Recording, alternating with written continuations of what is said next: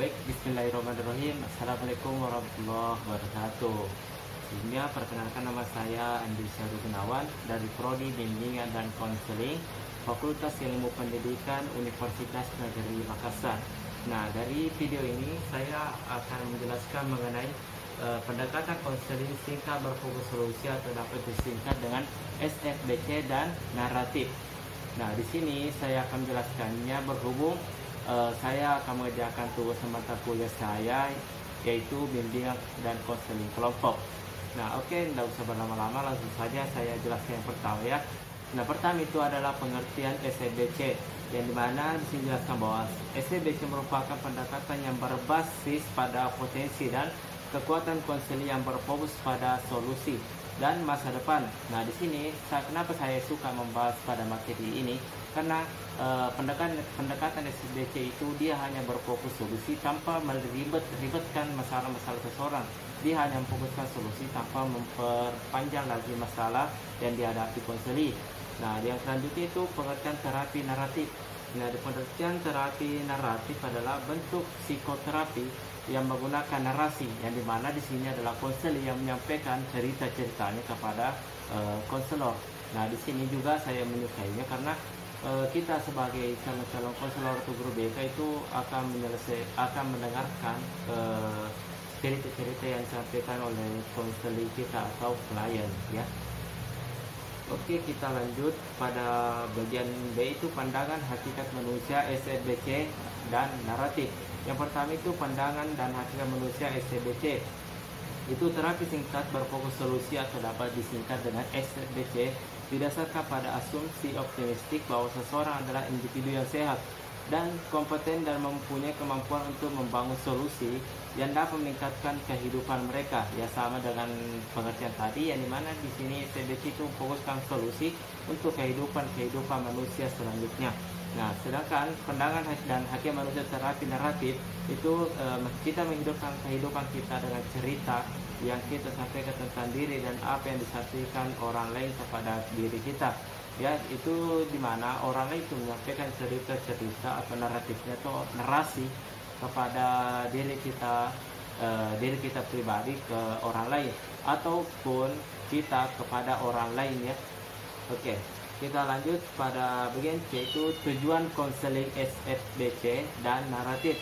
Yang pertama, tujuan konseling SFBC itu meliputi membantu klien untuk mengadopsi pergeseran sikap dan bahasa klien dari berbicara mengenai permasalahan menjadi berbicara tentang berbagai solusi. Oke, yang kedua itu adalah tujuan terapi naratif. Tujuan umum terapi naratif adalah mengundang orang-orang untuk menjelaskan pengalaman mereka dalam bahasa baru dan segar. Artinya bahasa yang mereka keluarkan itu dapat dimengerti dan juga sesuai budaya-budaya di sekitarnya ya. Oke, kita lanjut ke bagian D, itu peran dan fungsi terapis SFBC dan naratif. Yang pertama, peran dan fungsi terapis SFBC. Itu proses terapi lebih banyak berkenaan dengan melibatkan pemikiran klien tentang masa depan mereka dan apa saja mereka inginkan agar menjadi berbeda dalam kehidupannya. Nah, di sini kita dapat lihat sendiri bahwa dari peran dan fungsi terapi SFBC itu dia memang betul-betul memfokuskan pada solusi, tidak melibatkan lagi masalah yang ribet, tidak memikir panjang masalah konseling. Dia memikirkan masa depan, bagaimana keadaan atau kehidupan mereka nantinya. Nah, di kedua itu peran dan fungsi terapi naratif. Terapi naratif adalah fasilitator aktif konsep perhatian, ketertarikan, penghargaan, keterbukaan, empati, kontak, dan bahkan kekaguman dipandang sebagai kebutuhan dalam hubungan. Oke, kita lanjut lagi pada bagian itu hubungan konselor dan konseli pada pendekatan kedua ini. Yang pertama itu hubungan konselor dan konseli pada SFBC ya. Dalam proses konseling, hubungan yang kolaboratif yaitu konselor sebagai ahli dalam proses konseling dan dalam posisi tidak tahu atas diri konseli, sementara konseli adalah ahli dari kehidupannya. Nah, di sini kita dapat menyimpulkan bahwa konselor itu adalah ahli dalam proses konselingnya, sedangkan konselor itu ahli dalam kehidupannya yang akan dia jelaskan kepada konselornya ya, agar agar dapat mendapatkan solusi dari masalah yang dia dapatkan. Nah, kita lanjut pada hubungan konselor dan konseli naratif. Nah, di sini terapi naratif memiliki peran penting dalam kualitas yang diberikan oleh terapis dalam proses terapi.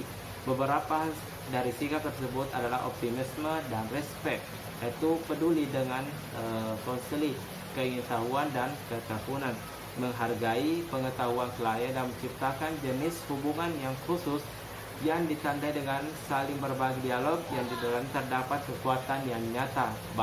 Arti itu yang disampaikan oleh konsili ataupun konselor juga dapat melakukan naratif ya, atau narasi yang disampaikan itu adalah nyata. Oke, selanjutnya itu tahapan-tahapan konseling kelompok. Dan dimana pertama tahapan konseling kelompok SFBC itu ada 4 ya, ada 4. Sesi pertama itu membuat perencanaan, yang kedua dan sesi-sesi berikutnya itu ada 4 ya. Yang kedua itu pada sesi kedua itu sesi berikutnya tugas konselor adalah mengidentifikasi apa yang telah menjadi lebih baik dan bagaimana tindakan konseli untuk mempertahankan keadaan yang lebih baik tersebut. Nah, sesi ketiga itu adalah evaluasi kemajuan dari diri konseli. Di sesi keempat itu terminasi atau mengakhiri sesi konseling. Nah, yang kedua lagi tahapan konseling kelompok naratif, yang dimana ada sampai H ya. Itu pertama membentuk kelompok, yang kedua itu mengembangkan cerita, yang ketiga membentuk karakter terpisah. Membuat konseling dan cerita adalah dua hal yang terpisah. Yang keempat itu meninternalisasi karakter. Yang kelima itu adalah lanjutan. Yang keenam penguatan. Ketujuh menemukan cerita alternatif masing-masing konseli. Yang kedelapan adalah perayaan, atau dapat juga di bagian terakhir ini dapat penutup ya, atau pengakhiran, atau dapat menyimpulkan ya. Oke, lanjut kita pada bagian G, itu teknik-teknik konseling kelompok. Teknik-teknik konseling kelompok yang pertama itu adalah SFBC ya, SFBC. Yang pertama pertanyaan mengenai saat-saat pengecualian. Yang kedua pertanyaan-pertanyaan tentang keajaiban. Yang ketiga, saling question atau pertanyaan tentang skala. Yang keempat, rumuskan tugas essay pertama atau sesi pertama. Yang kelima itu umpan balik terapis kepada klien. Yang keenam, pengakhiran. Dan kita lanjut pada teknik konseling kelompok naratif. Yang pertama itu pertanyaan dan pertanyaan lagi. Ini adalah kebanyakan pertanyaan. Yang kedua itu eksternalisasi dan pembentukan kembali. Yang ketiga itu mencari hasil yang unik. Dan yang keempat itu cerita alternatif dan mengarang kembali. Yang kelima itu mendokumentasi bukti-bukti perubahan. Oke, baik, mungkin itu yang dapat saya jelaskan ya mengenai pendekatan konseling SFBC dan naratif.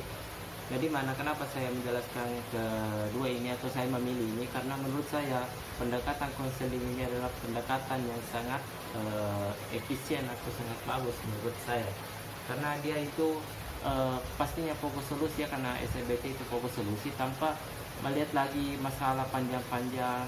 Dia hanya fokus solusi dan menyelesaikan masalah konseling. Pastinya konseling juga menyukai hal ini, sama dengan naratif di mana konseling yang berbicara, yang menyampaikan aspirasi ataupun masalah-masalah dalam dirinya. Oke, materi ini saya dapat atau saya sampaikan kepada kalian itu melalui buku saku ya, buku saku yang telah saya buat juga sendiri. Nanti saya dapat simpan buku saku ini ke deskripsi video ini ya, yang upload di YouTube nanti, agar teman-teman yang melihatnya dapat juga mempelajari hal tersebut. Oke, mungkin sampai di situ saja mengenai pendekatan konseling yang saya jelaskan tadi. Terima kasih kepada teman-teman yang telah melihat video ini. Jangan lupa di like, komen, dan subscribe ya. Oke, terima kasih. Bila bisa dilihat, pasti khairat. Assalamualaikum warahmatullahi wabarakatuh.